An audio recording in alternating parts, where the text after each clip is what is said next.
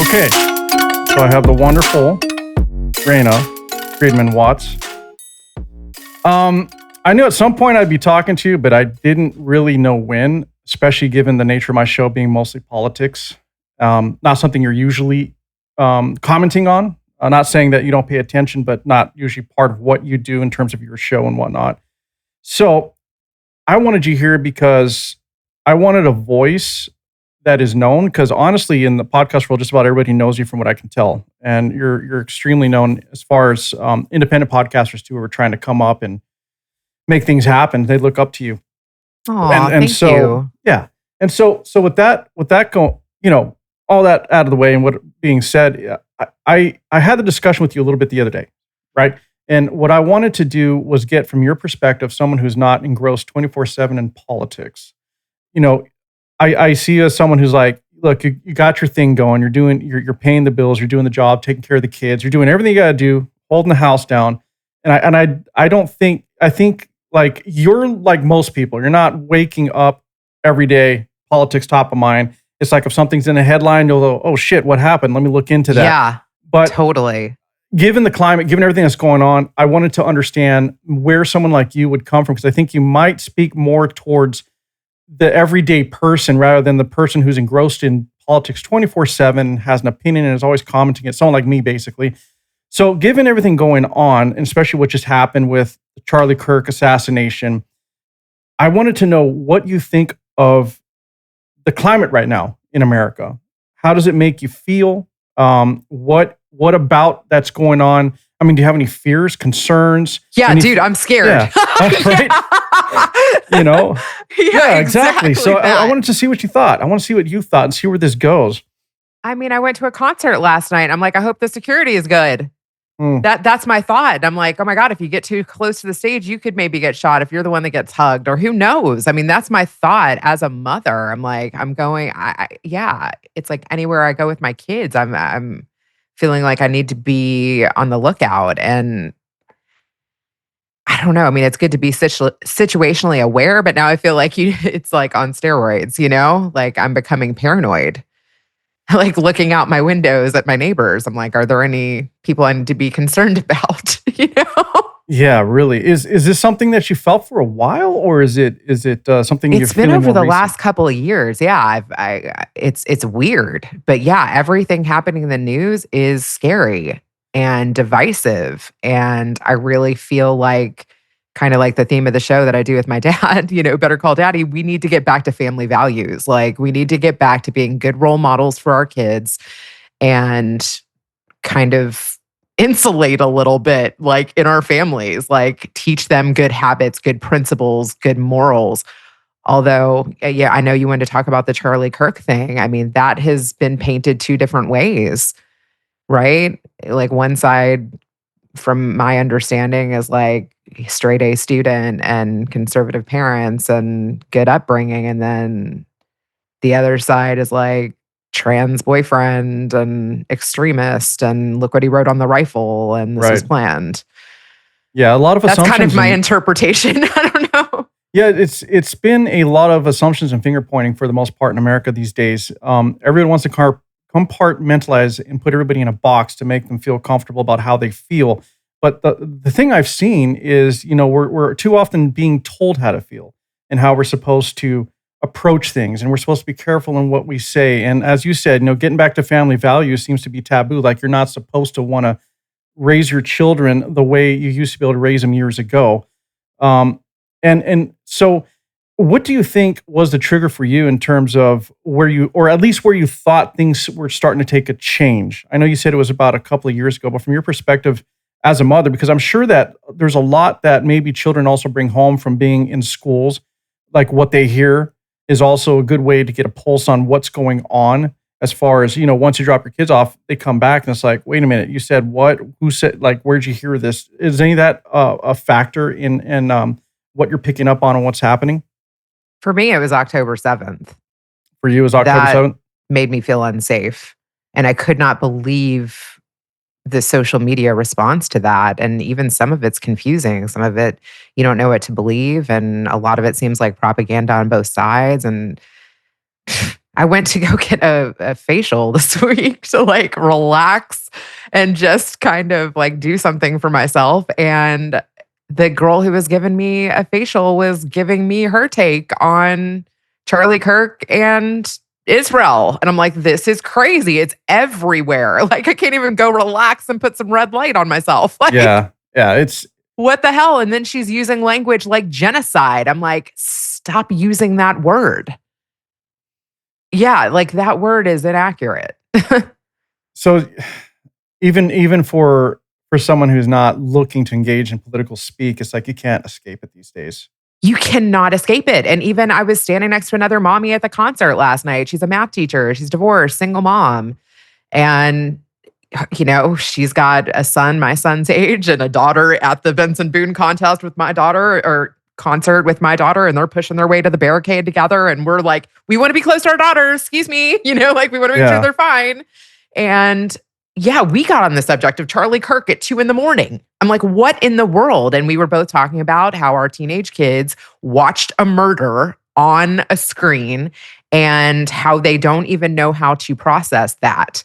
Like, whether they were fans of him or not, watching that for a child with a developing brain, a teenager, when I watched that, when my son passed me his cell phone and I watched that, it literally took my breath away. I was like, I gasped.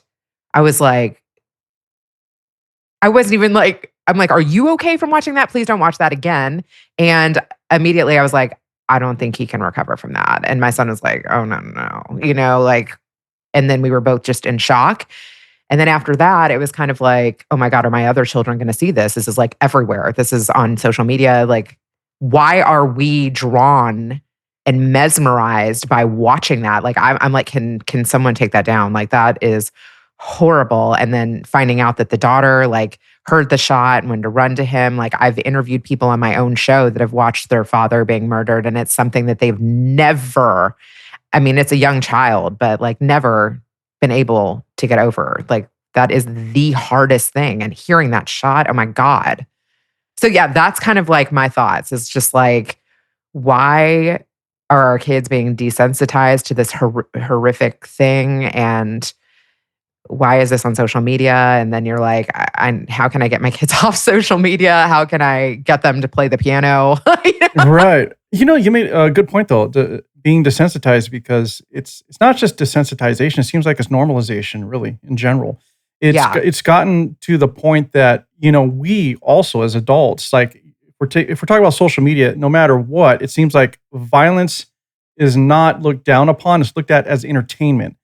And in my opinion, a lot of this started with the our wars in Iraq, Desert Storm in the Iraq War, where that was the first time you would see all of this widespread, violence on mainstream television, on the news, 24/7, without ever giving you a chance to like shut it off. Like every time you turn the channel, the war was on and they were showing the atrocities of it, people getting blown up, shot. They're showing what was happening with the drones and how they were using them when they were introduced back then. And ever since then, it just never shut off. It's like, even 9/11, I was thinking about that. I'm like, what would 9/11 look like now? I mean, there would be so much more coverage of it. I mean, it'd be so much more traumatic. I mean, even seeing the plane was traumatic enough and like the people jumping, but it wasn't up close. It wasn't like people like saying, oh my God, I'm getting ready to jump. Like, I feel like if that happened today, it would be so much more. Yeah, honestly, that's a great point, because it would have been way more. I think they handled that carefully. I mean, they tried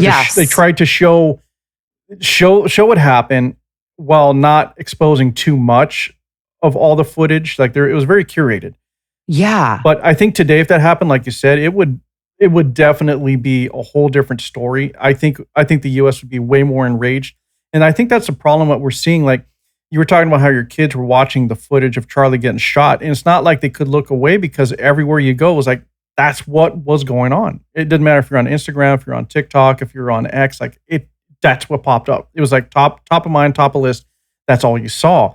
And it's not like they could willingly shut it off, even if they wanted to, unless you physically took the phone away and said, hey kids, you're done. You can't have this.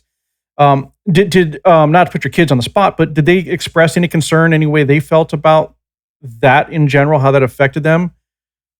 Yeah, my oldest, who's 17, was saying, like, it was hard for him to connect, like, the shooting video to the guy actually being gone.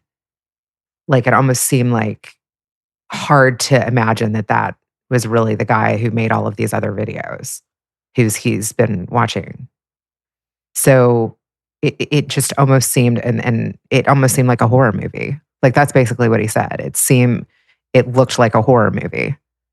And what is our obsession with all these horror movies that came I out have during the no idea. pandemic? My God, it's like the only freaking thing you can see at the movies. And I'm like trying to bond with my kids and they want to go like, I'm thinking about that movie Thanksgiving Yeah. where they cook the lady like a turkey. I'm like, Well, good point. I mean, we're obsessed with horror movies and we're obsessed with murderers and social. yeah. I mean, it's a little eerie, but the the real fear for me is like going to concerts or going to sporting events. Like every time I'm at a big event now, I feel scared. Even, going to a basketball game with my son or going to a concert with my daughter, I'm always like, Are did you, the hold on. So are you scared for yourself or are you scared for your family when you're out? both? Yeah. Like I've even said to my kids, like going to the gym at the Jewish Community Center, I'm like, do you know where all the exits are? Like, what would you do if somebody came in here and started shooting? Like, would you pick up a plate and try to attack them, cover your head, run for the exit? Like, what would we do? I was like, how many people in here do you think are armed? You know what I mean? Like, You know what? It's not so that's something that unfortunately in today's America we do have to consider though these yeah. days. You know, I'm like, when you wouldn't just freeze, right? and it's not I'm like, your taekwondo isn't going to work. yeah, and it's You not know? it's right. It's not just what happened to Charlie Kirk, right? It's everything that we've been seeing on the news with these unnecessary violent crimes or murders. Like the Ukrainian refugee that was stabbed to death on the train. Before that, we had the shooting in Minneapolis at the Catholic school, and before that, we had other shootings. And then there was a active shooter cited at another university not that long ago. It's ridiculous that it's kind of that point. And what you're saying, the conversations you have to have with your children is literally, walking in as if you were part of the police SWAT force or whatnot. Like, hey, know your exits. What can be used as a weapon, right? What's your escape plan? And it sounds ridiculous, but not really. I mean, I think these are common sense things that we should teach people regardless. And it's sad that that is top of mind now. Like you can't go to a large gathering without thinking, well, what could happen? Because if anything, if we're looking at Charlie Kirk, which what I'm not going to talk about him just because he was Charlie Kirk. It's just it was such a big event that affected many people. Because after that, it further divided us as Americans. I thought it would bring us together. I thought everybody would go, wow, that was wrong. What's going on? Let's look into Same. this. But it didn't happen that way. All I did was put on my Facebook, like Charlie Kirk sad face. I did not say anything else. And just from putting a sad face and like being so sad about something like that happening in our country and the fear I felt around it, like I received hateful comments for that. Crazy. One being check your whiteness. And I was like, I need to sit with that for a minute and That's a even whole think nother about what that conversation. means. Yeah. Like, That's a whole nother episode. that was a little shocking. I was like, Yeah. wow, that's a hell of a reaction.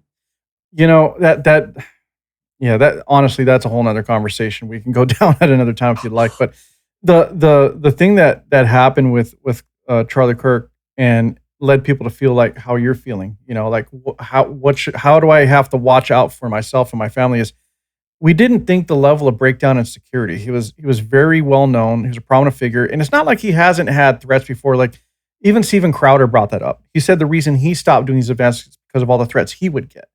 And so he stopped doing these as well a long time ago. He was surprised Charlie kept doing them.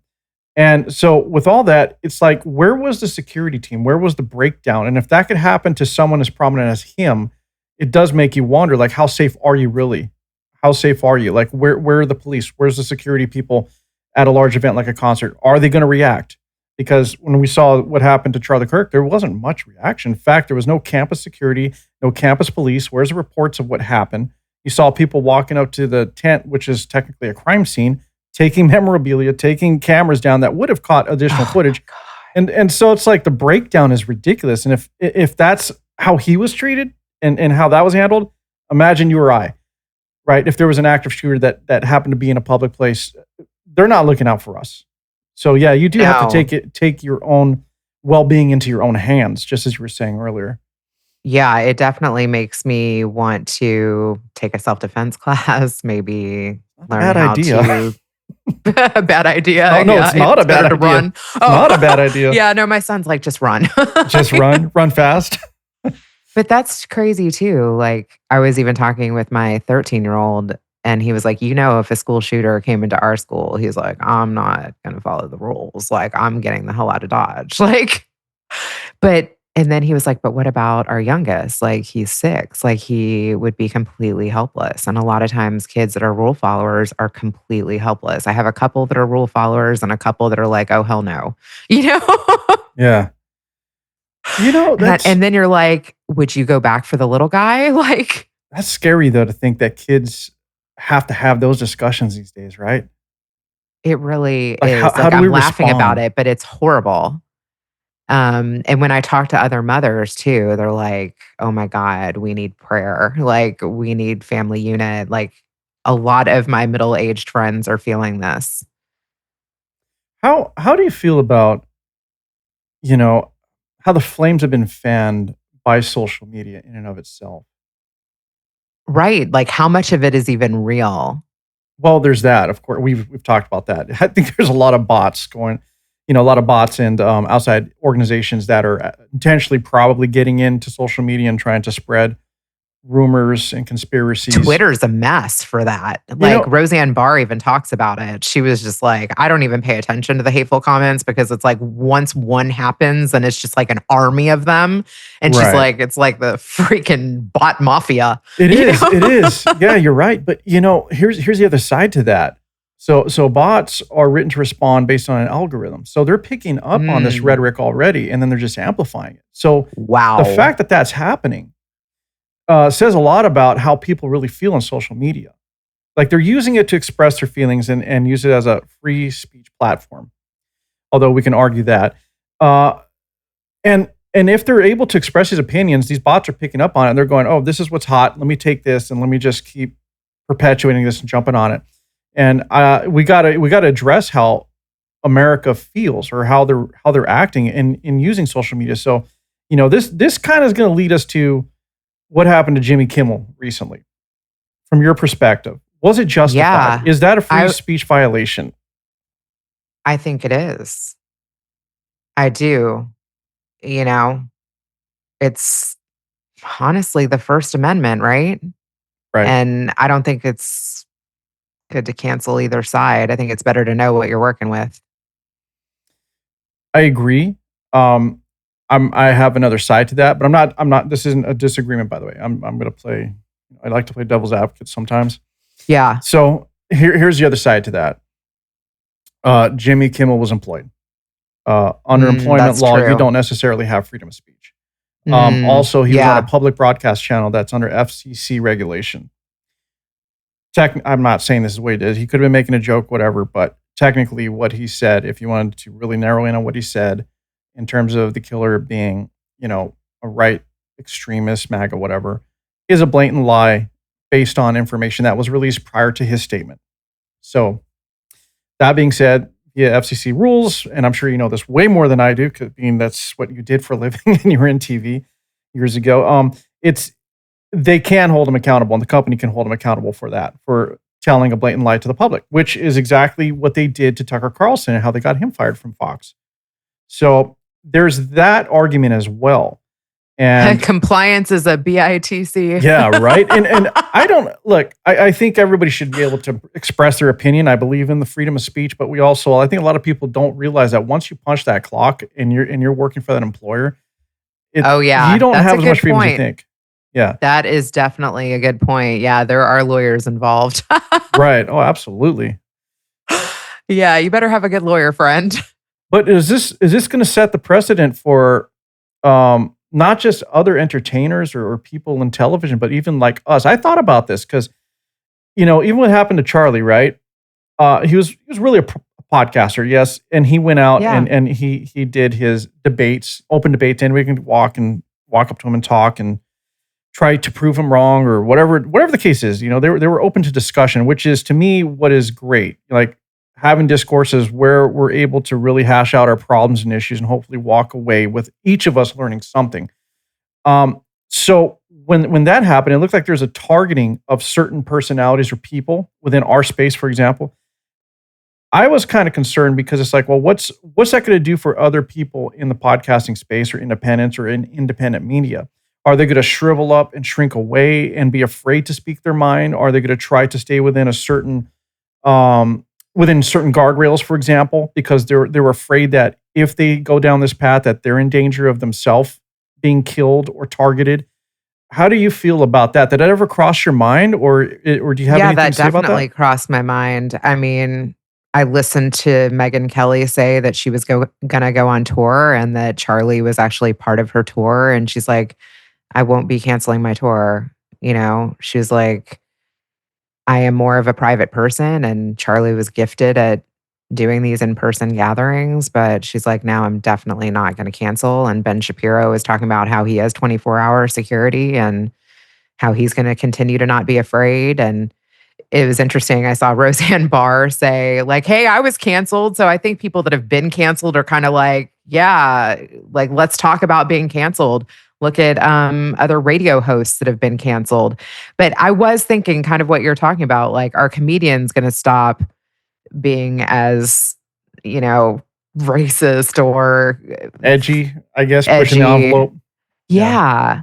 I had to take a break, to be honest, even from going to comedy clubs because there's been so much anti-Semitism where it's been too much. I'm like, it's okay to make fun of like every group, but like, don't just make fun of one group. Like, Just that's not fun to listen to. right. Yeah, A no, little bit of everybody's funny, but not when it's all one. Like, that's that not right. sucks.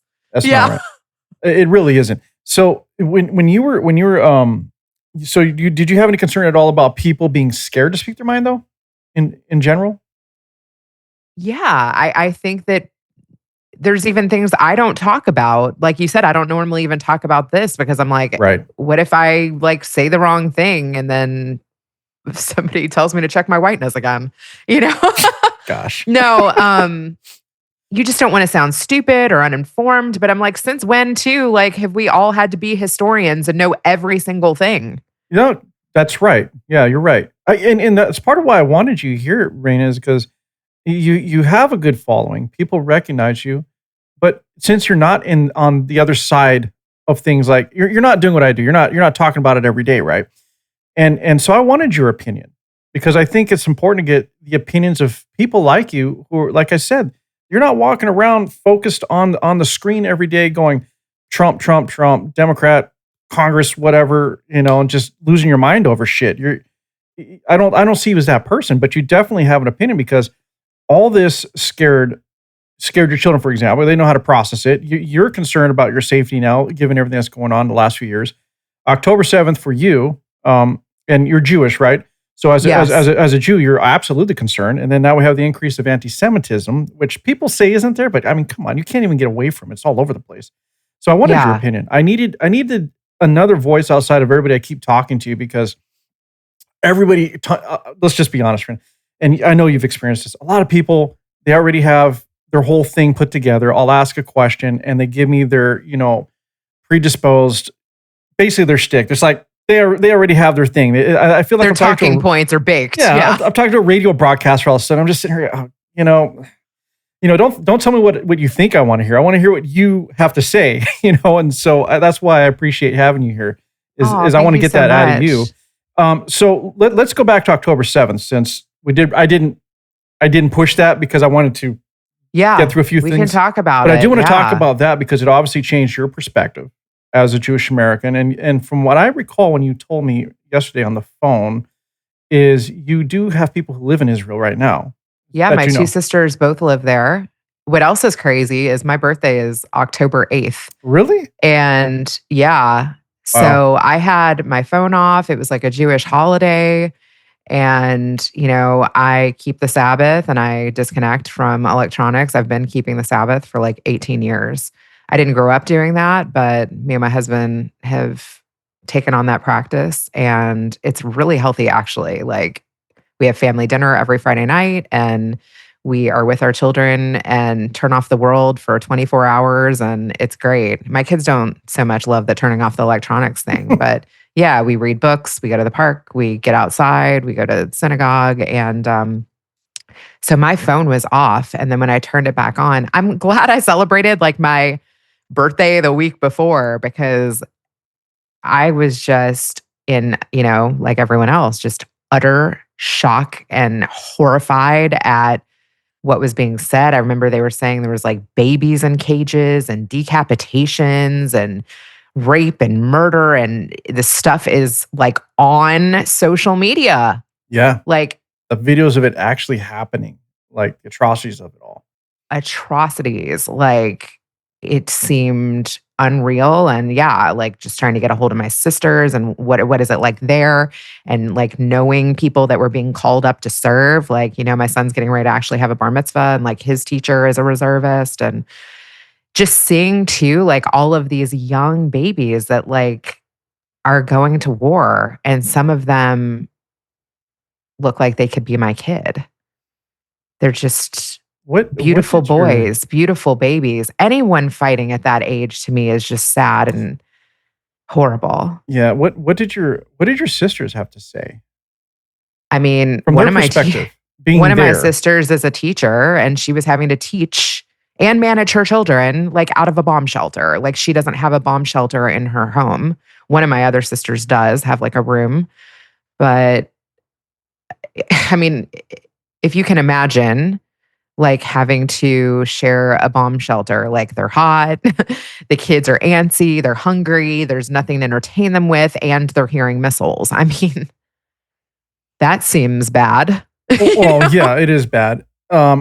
So when that all happened, how did you feel yourself? Like because you're living here, Yeah, I was like, "Are you sure you don't want to come back to America?" Yeah, like right? I definitely said that. And they're like, "How can you feel safe in America? It's going to happen there too." I'm like, yeah, so Uh, they may not be too far off on that, and I have definitely things to it's say about that. interesting their perspective on that. Like, Yeah.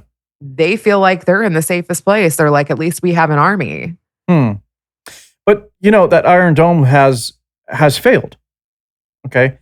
So on October 7th, the way they came in really didn't have much to do with an Iron Dome, because now we got to look at the altitude of how they were coming in, what they're flying in on. They weren't, they were just small personal craft.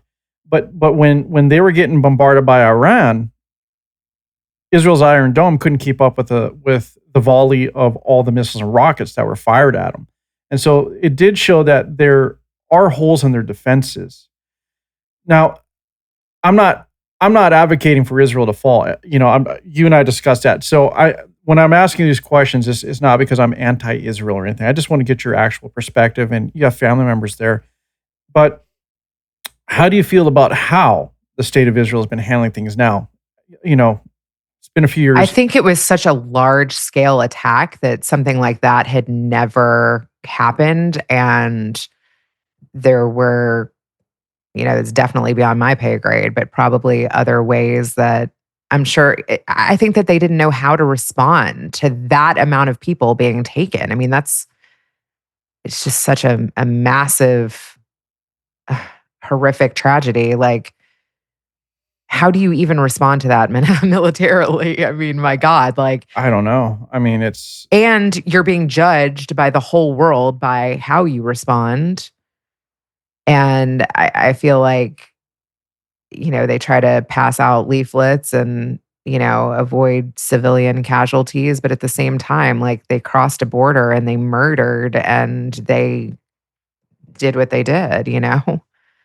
So, I mean, how do I feel about how it's been handled? I wish that it all just wouldn't have happened. And it's still happening. There's still hostages that we can't get to. I question how come, why not? It's been a long time, almost 2 years. My God, I can't even believe there are still people that are alive from that. Like, some of these hostages that have been released, they look like Holocaust victims. makes you question as to whether or not hostages are actually even alive. Right. And the one thing that really got to me too is like the Bibas kids, those two redhead kids and the mom, and then reading that they were like stoned to death. Like when I hear my kid like throwing a fit that he doesn't want to go to bed, like imagine these kids that were taken by terrorists and like how were they fed? Were they fed? And they were choked, they were stoned, they were murdered. I mean, babies, like there've been so many moments or when those it was 6 hostages were being held together and then they were all shot on top of each other. I mean, they had made it so far and they had struggled so much and then just shot point blank. I mean, there've been some moments through this war of just like reading this stuff and I'm like, so inhumane. Like, where did we lose our humanity? Has your family living over there? Have you gotten any more information in terms of what's happening now? Because, like you said, it's been almost 2 years, right? And with the constant fighting, is it really a case of from their perspective, maybe, and maybe from what you've heard, that Israel wants this to end, but Hamas will not let it end? Because the crazy thing is, and I've said this many times, people are trying to criticize Israel, but every time they turn around, they're being attacked by someone else. I mean, they were just Yeah. they just had missiles fired at them from The Houthis, yeah, Iran. I mean, my God, it's endless. And there's still like terrorist attacks like happening like weekly. Like if you read Israel National News, like every it just week, doesn't it's stop. something. Why Yeah. why do you why do you think? Well, first off, I'm sorry I interrupted you. Do No. you have do you have any information that you know from your family who lives there and how they feel about how the government of Israel is handling this? I mean, does Israel really want this to end and let everybody live in peace, and they just can't because the fighting just won't stop? Is that something that you've heard? I mean, I think the people that were attacked on 10/7 were peaceniks. They believed in having good relations. Like that's why they were like having a dance party of like peace, like right on the border. And I think, you know, them being murdered has probably changed their perspective on whether there can actually be peace. This is like biblical. This has been going on for so long. And with all the destruction on both sides, how can there be? I mean, that's going to take some probably outside help of like smoothing things over. I mean, it's going to take a lot of help, a lot of help. I don't And know how things can go back to normal. I don't even know how people are like going to work as usual. And I have friends that are living there that are like, I don't even want to say that I'm like an Israeli company because of the judgments against Israel. Like, if they're doing business with America, they're like, don't say that I live here. I mean, that's hard. Like, how are people able to live everyday lives in either place? I don't see how. yeah, I'm not disagreeing with you there. I wouldn't imagine it. It's been an area full of strife for, I mean, thousands of years. Period. There's never been a real agreement there between tribes, regardless if they were Jewish or whatever you want to call them. Well, it's either going to be that or Arabs, Muslims, etc. But there's never been real peace. There's always been conflict. When I went there, I think I was like 19 or something. I went on a trip and I hitchhiked all the way from Tel Aviv to Egypt. And I didn't feel scared then. Like I actually felt like Jews and Muslims were getting along at the time. Like I knew Arabs that worked on kibbutzes and wanted to drink and party and jump in pools with their clothes on. And, I didn't feel scared. Although I had gotten in a cab once with a girlfriend of mine and I didn't realize that the guy was an Arab and not an Israeli because I didn't read the license plate well enough. Yeah, like you even have to know like the differences between the cabs you get in, or you could get kidnapped or taken into an area or, Crazy. get taken advantage of. Yeah. And I was like, stop this vehicle right now or we're gonna jump out. Like he started talking to us in a sketchy way. And I was like, oh my God. So, but I do feel like times were better than they are right now. Like there is no way I would ever walk across the border from Israel to Egypt now or want my children to do that. Right. But I did it and felt safe and slept on a beach in Nueva for a week. and played beach volleyball, and it was beautiful and fun and didn't feel scary at all, although it probably could have been. Could have, could have been, yeah. It's interesting. I just see that, for the most part with Israel, and this is my perspective. I'm not Jewish. I just know what I read and what I research, but it seems like most nations there do not want Israel to exist for whatever reason. And I'm not sure if it's just because it's the Jewish people who reclaim their own state, or if it's the relationship between Israel and the USA that really, causes people to hate so much. Because I mean, the USA has been blamed for much of what's happened in the Middle East as well. I mean, we've done our things. We're not innocent either. But I wonder if some of it has to do with that. I don't know what your thoughts are on that, or if it's just literally too much of a difference between cultures and religions that keep that area in constant strife. But there are so many Arabs and Christians, and it's like a melting pot. Like, there Mhm. are Arabs and Israelis that get along and form businesses and are neighbors and work together, So and then that that has worked in some regard. Okay, so then that is that might take me down this road I don't know you want to go down. So is it true then that from your perspective that there is an extreme side to Yes. Islam? And it Yeah, Okay. Because a I lot of think people say there so. isn't any such thing as extreme Islam. But a lot of that is what's fueling these conflicts. It's not necessarily, and I've always asked a question, and you know better than I can't believe that everybody who's a Muslim is a bad person. Yeah, me neither. I don't want to believe that. I just don't know that that's the truth because you're born into what you're born into. Like I was born in the USA into a certain culture, and if I wasn't, I could have been born a Muslim, and I wouldn't have known any different. It doesn't make you a bad person automatically. And from what you're saying and what I've heard from other people is like Israel itself. Yeah, there's Arabs that live there, and there's Muslims live there. There's many different people, and they all respect each other and live together. So what's really behind all this? But there's tension there. I mean, Oh, I'm even sure going there to the is. old city, like, I'm sure there is. There's I tension have here walked too. into the Arab Quarter and been spit on, to be honest.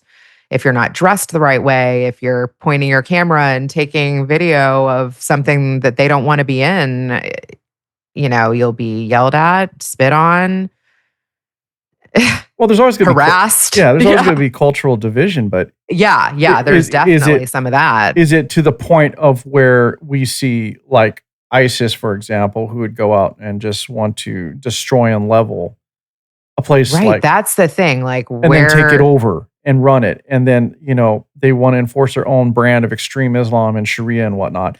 But I think there's a difference between that and people who are trying to live a good life, where their extreme view of the religion which is really a political ideology at that point. Um, they're not trying to live their life based on this extreme political ideology and subjugate everybody else. Because when it comes down to it, it really becomes about whether or not it has less to do with the religious aspect when you get to become an extremist like that, and more to do with you just want power and you want to rule over people. That's really what it is. It has nothing to do with the religion at that point. You're just using that as a tool to subjugate people and to try to twist people's minds to get behind you in this group to support you so that you have soldiers to take things over and rule it. That's as basic as I can put it. But from my perspective, that's what's really going on with these extreme Islamists. I don't really believe it's just the average everyday Muslim trying to live their life. right. I don't think so either. So, what's the danger you think in the USA? We kind of touched on that earlier. When I think you said your sister said that it could be coming to the US next. Yeah, I mean, she has been telling me for years and other family members too. They're like, it's hard for me to leave. I mean, I was born and raised here and I don't speak Hebrew fluently. And, as much as I love Israel and have visited there, it's a different culture. And my kids are ingrained in American society. I'm 45, my husband's 50. It's not so easy to just pick up and start somewhere else. I guess if I had to, I do think that I need to get my passport renewed just in case I need to run. But But what's the perceived danger though? What is that perceived danger? um I mean, Jews are being murdered. There was one that was murdered at a protest by one of those speaker things, and there was even somebody murdered in DC outside the Israeli embassy. And look, I've gone to the Jewish Community Center here, and there's been protesters yelling baby killers while I'm taking in my 6-year-old, and my old people are going to work out. Or what the heck? Like, yeah, that's real. Are are these College campuses are a mess where my kid doesn't even want to like go to a big university. Like, that's crazy. That's been going on now for years. do you think these protesters are literally just a bunch of uninformed idiots, just to put it bluntly? Because it seems like what I've noticed I with think some of them are paid. I mean, we know some of them are paid. right, And yeah, they have their slogans. right. So paid actors, Yeah. right? I mean, more literally than we probably realize. Yeah. Is it? But do you think it may be people who feel like, hey, this is the thing, like this is what I need to get behind because there's a perception that the world is behind it, and they just join these protests, not even realizing what it really means. Like these Oh, protests, yeah. Kids are so easily yeah, influenced. I think they don't even realize that they're literally supporting a terrorist organization in Hamas by half the stuff that they are saying and what they're doing and how they present themselves, and they feel that they're on the right side of things. They don't even know from what river to what sea. Like, They there's been plenty of videos showing that. no, they don't. I don't. Well, they don't even realize what that statement means. They really don't, and that's the other sad thing. It's like they're claiming genocide, but they have no problem genociding Jews. If it came down to it, it's what they're saying. Exactly. It's literally what they're standing behind. Or, with the Charlie Kirk thing, like calling him a fascist, but yet, These people do not know what fascism is. You know, they there isn't one instance in America where you can say there was ever we had our Joseph Stalin, for example, right? It just hasn't happened. I think a lot of the problem comes from how the youth are being educated, especially when you're getting into the university level, right? When you're getting into higher ed, there's plenty of videos out there of professors being caught saying how we need to tear America down, anti-capitalism, rhetoric and speeches. They're literally molding young minds, and I don't know why they're intentionally doing this. What's funny with their arguments is they hate capitalism, but have no problem collecting their $200,000 a year plus salary as a professor and exactly. enjoying all the benefits that capitalism has to offer and all the safety and freedom that they're afforded as a U.S. citizen or even just someone who resides in the U.S. as a permanent resident. They have no problem with any of that. So why would you want to tear down what is a benefit to you? I'm not It understanding doesn't that. make sense to me. No, me either. It doesn't make any sense to anybody. Y- It's so easy to tear these arguments apart if you just look at it logically.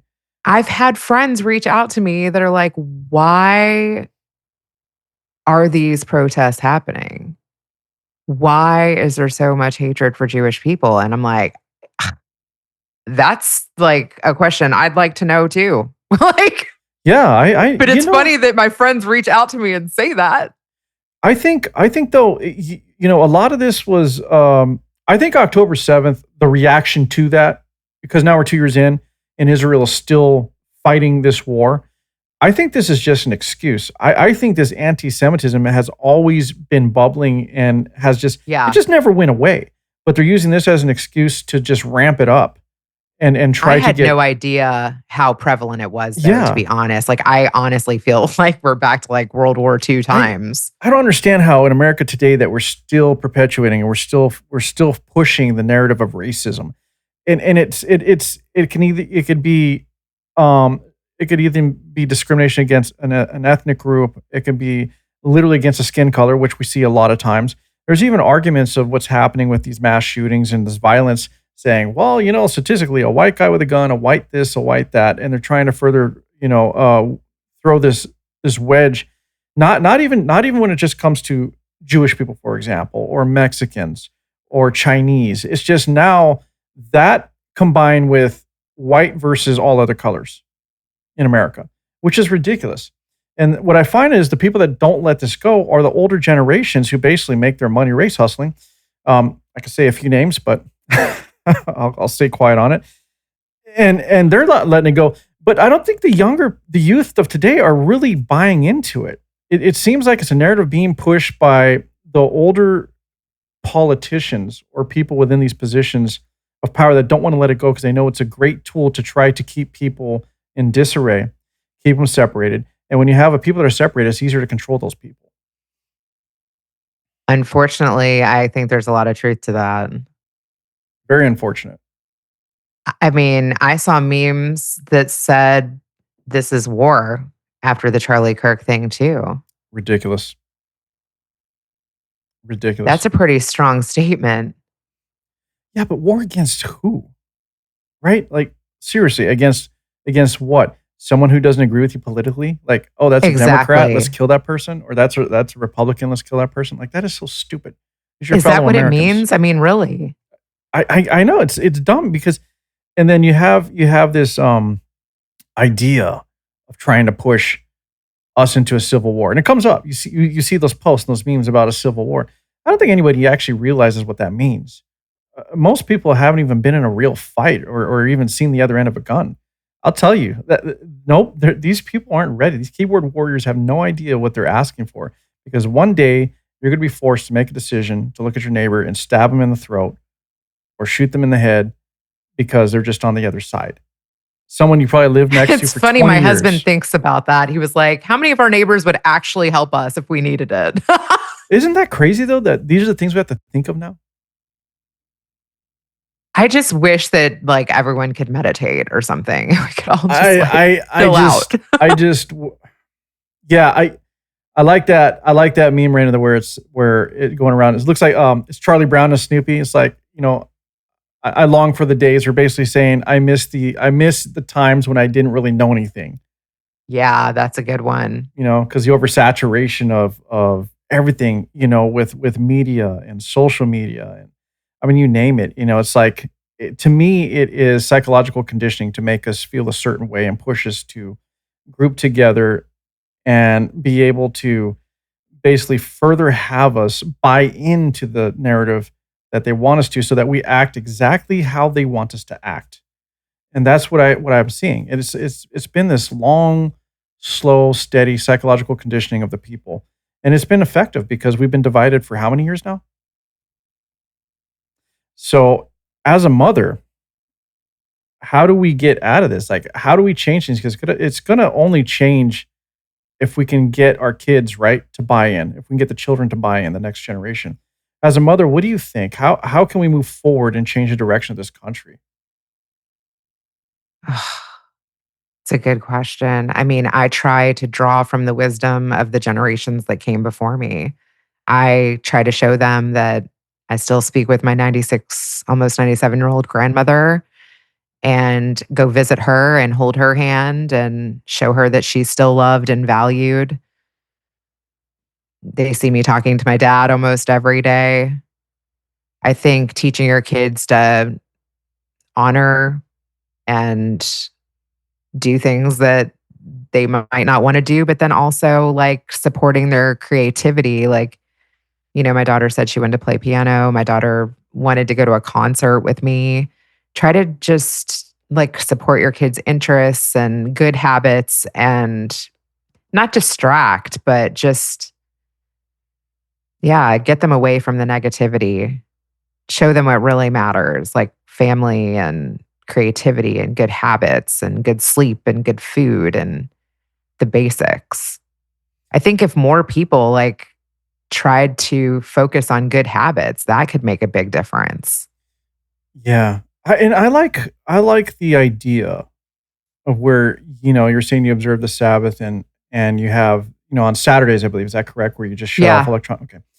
I like that idea. I don't think you have to be Jewish to buy into that. I think that's just a good thing for every family to do. Like one day Oh, yeah. it's just us. We're hanging out.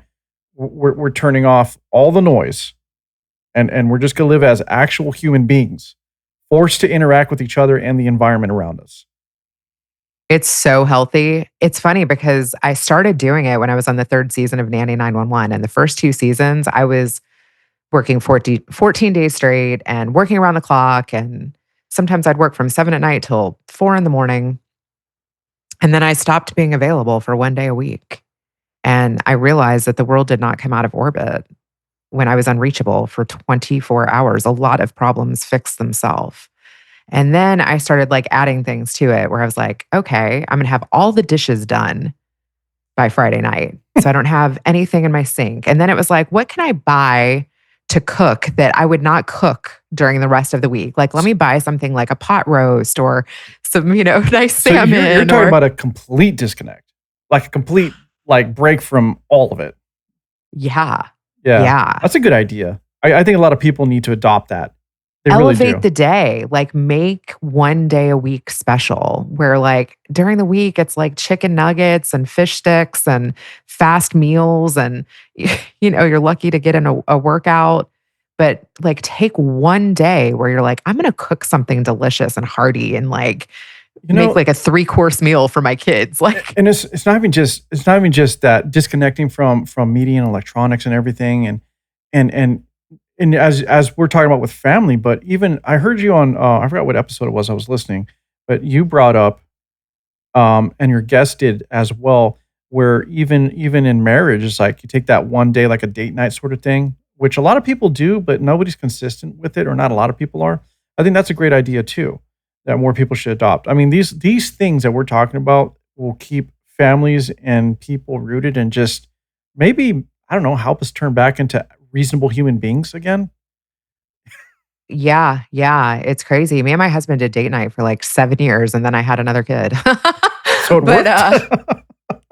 yeah, it's even something that I need to like re-implement because yeah, we did Second City like improv classes together for a couple years. That was great. And I feel like as a software engineer, he kind of like came out of his shell a little bit and did something creative. And I think that was so much fun. And the kids in there were like half our age. So it was interesting to just interact with a different generation. And then um, another year we did like CrossFit together for a couple years and got in like really good shape. Well, and before that we were like eating at different restaurants. So that's why we needed to do CrossFit. But yeah, we were checking out different restaurants all That's over funny. Chicago. It's like, okay, now we need to do a healthy habit. I mean, I like food and good drink myself. Let's since we've already started, let's do you have anything else you want to say about the anti-Semitism in America and whatnot? Because I want to get a final word in so that we can steer this. I want to talk about your show. I want to try to go into a lighter topic now because everything we talked about Okay, was so yeah. heavy. Yeah. What was really eye opening to me was actually a conversation that I had with Scott Payne. He wrote a book about going undercover to expose American Nazi groups. And he was talking about, like, I guess this isn't really lighter, but, these acceleration groups here in America. And he just like released this book over the last year. I am glad that there are people like putting their lives on the line to try to do better for humanity and protect families and things like that. But also, it's like, even if you take some of these groups down, like they just keep replenishing themselves. um, and I even asked him, I was like, where is it safe for a Jew to live in America? He was like, the South, the Southeast. Really? But I think just continuing to have open dialogue like this and try not to be judgmental towards people. And I haven't had that many conversations on my podcast that actually scare me. I did talk to a former KKK guy who, it's interesting, has now like had a conservative Jewish conversion. He Really? was saying even no matter how hateful he was, the Jewish people were always nice to him. I mean, imagine if you hated someone and then you decided to actually like sit down and put the hate aside and like try to hear their story or their perspective and relate to them as a human. I mean, that's kind of cool. I think I we think we need all more of that. yeah, I think we all need to do that. I mean, too many people, like you said, they wanna too quick to judge basically. Yes. They want to prejudge people and not engage people in conversation because they already assume what they're going to say or what that person. And it's. it's easy to always judge a book by its cover. Let's just like you can't. I mean that saying is just rings so true, and we got to get past the cover and actually start reading the pages, right? you know, and that's just what discourse is about. And I think you're right. We need to have more conversations like this. Definitely, we need to be able to talk about things, whether we agree with them or not. We need to know how the other person's feeling, what you're going through, because we don't know it all. We assume we do, but we don't. We just don't. So here's where we're going to turn it lighter. I want to talk about your show a bit. I want to talk Okay, about yeah, your Better show Call because Daddy. Who he is always who I call. I am like my father's daughter, and my dad, God bless him, has listened to over 450 hours of me interviewing people. And then he weighs in at the end of every episode. My idea behind that was really kind of modeled after the Jerry Springer show, where I was like casting these wild and crazy stories. And then Jerry would weigh in with his final thought. So I was like, oh, my dad could do the final thought piece. He's a total character. And it's turned into being like my gift to my guests. It's really cool. Like when a guest afterwards is like, wow, I really appreciate your time in the interview and your dad's time and his perspective and how he related to my story and how he answered my question. Like they look forward to like, is my dad going to like them? right, that's a cool concept though. I like that because from what I heard, the episodes I have heard from you is like you just bring out natural, honest conversation. It's not, and that's what I like to try to do. Sometimes that doesn't happen. Depending on who the guest is, but I like that you're able to talk to people, they get comfortable and they just start being themselves. And then you have these interesting stories about their journey and where they've been and where they've gone and maybe what the future holds. And then your dad's just like, they either have a question for him or he just assesses it and is like, based on my experience, and it's really cool. It's a cool concept. I'm sure I'm gonna want you to take this episode and give it to him and see what he says. You Oh, know? yeah, for sure. Because I've definitely not done an episode like this. So I would love to do that. Well, and honestly, I appreciate you answering the questions. I hope you don't feel I was trying to put you on the spot on anything. I just wanted your perspective. That's all. Just something from somebody who's not, totally ingrained in this political freaking shitstorm. Let's just put it honest. But yeah, I'd like to get your father's opinion. I'd like to know what he thinks of Yeah, the I'm whole gonna thing. send it to him for sure. And here's the thing, like I haven't even really like unfriended people like through October 7th or through these hateful comments that I've gotten, after the Charlie Kirk sad face post. I want to continue to have conversations and I leave an open door for that.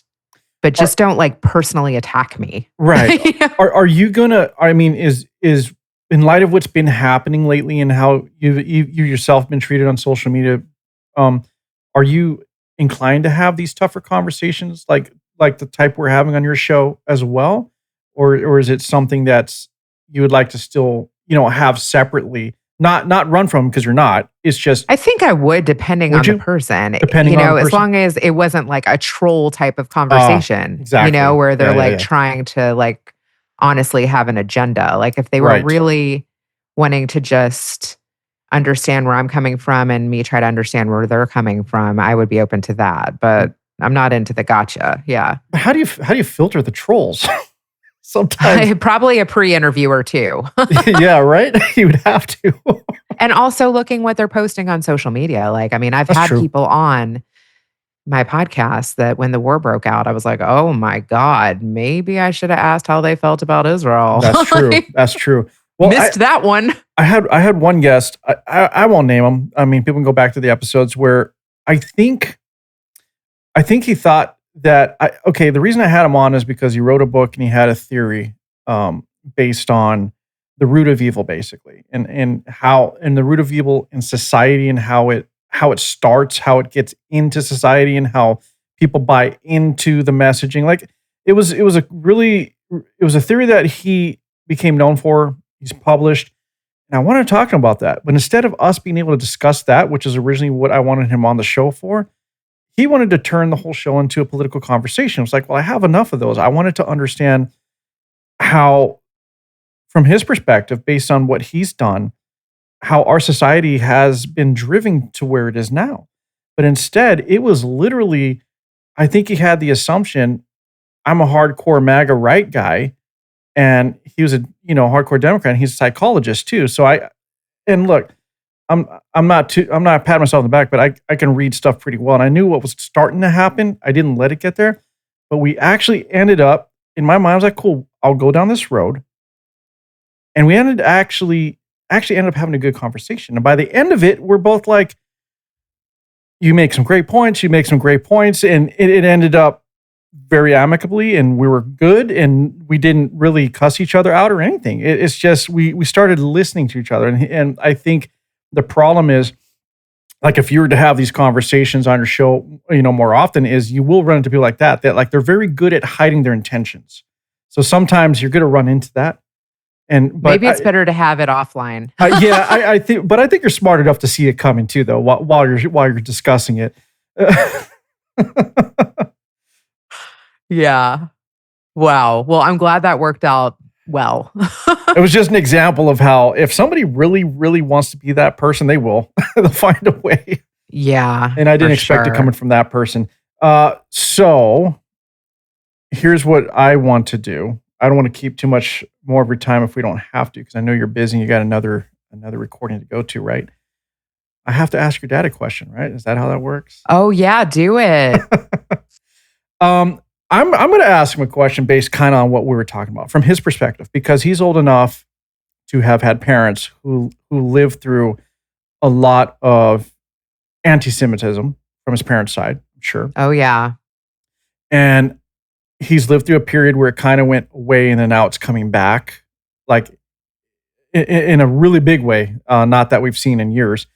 So I'm wondering, I just want to know how he feels about this anti-Semitism that's starting to resurface, of all things, in America, by the way, which I didn't think that we would see it in the USA as it has been lately, and where he thinks the future is in terms of us repairing that relationship and educating people as to why we need to respect each other more, because Israel has offered a lot. The Jewish people have offered a lot to America, and in turn, we have supported the Jewish people in Israel. So from his perspective, what does he think is causing this, and how do we repair it? Ooh, great question. Yeah. I am excited to hear what my dad has to say about that. Thank you. That's a very thoughtful question. Yeah, I would love his perspective. Someone who's lived through different eras of having to deal with this anti-Semitism and watching the wave of it go up, down, and then now here we are, and it seems like the world is against you guys again. It's like, what? Like, how do we get back here? How did this happen? Oh yeah, he's definitely lived it. All right. So I want to thank you, and I'm not trying to rush you off. I'm just trying to be respectful of the time. I definitely would talk to you more, but I want to thank you for coming on, and I appreciate your insight. And again, I know this is not stuff you usually talk about, but I liked your honest response, and I liked your perspective, because I think a lot of people will be able to relate to everything you had to say as a Jewish American, as a mother, as someone who's not 24/7 waking up thinking politics top of mind, but it's gotten to the point where you just can't ignore what's happening. So appreciate everything that you had to say. And hey, hopefully, maybe down the road we'll have you back, or maybe I'll be on your show. Who knows? But we'll see what happens. Yeah, for sure. Thank you so much. Appreciate it, Reena. I wanna taste your content, hold your breath and feel the tension. Devils hide behind redemption. Honesty is a one-way gate to hell.